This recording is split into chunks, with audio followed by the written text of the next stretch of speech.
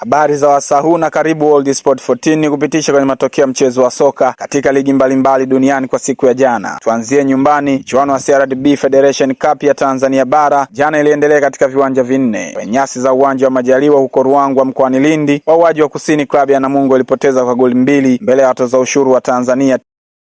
Simba Sports Club ikiwa nyumbani ilipata ushindi wa goli 3-1 dhidi ya Dodoma Jiji. Huko Singida, wenyeji Chui Weusi wamerarua vibaya klabu ya Mbeya City kwa kipigo cha goli 5-1, na Azam FC wameichabanga Fountain Gate goli 4 bila majibu kwenye CAF Champions League hatua nusu finali. Bao la Brian Leon Munizi liliwapa ushindi Mamelodi Sundowns wakiwa ugenini nchini Tunisia mbele ya Esperance. Crystal Palace wameichapa Newcastle goli 2-1. Aston Villa na North Forest wamesare 1-1, wakati Sunderland wameifunga Tottenham Hotspur goli 1 bila majibu, na Chelsea ikikubali kipigo cha goli 3 toka kwa Man City kwenye mchezo wa mwisho katika EPL ya England. Jerumani kwenye Bundesliga, FC Köln wameichapa Werder Bremen goli 3-1. VfB Stuttgart wakiwa nyumbani wametakata kwa goli 4 dhidi ya Hamburg SV, na Freiburg wakiwa ugenini huko Mewa Arena wameibuka na ushindi wa goli 1 mbele ya Manzi 0-5. Kwa Hispania kwenye La Liga, Real Betis wamesare 1-1 na Osasuna. Mallorca wameichapa Rayo Vallecano goli 3-0. Celta Vigo imepoteza kwa goli 3 mbele ya Real Oviedo, na mchezo wa mwisho Athletic Club imechapa goli 2-1 na Villarreal. Kwenye Serie A ya nchini Italia, Genoa imeshinda goli 2-1 dhidi ya Sassuolo, wakati Parma wamesare 1-1 na Napoli huko ET.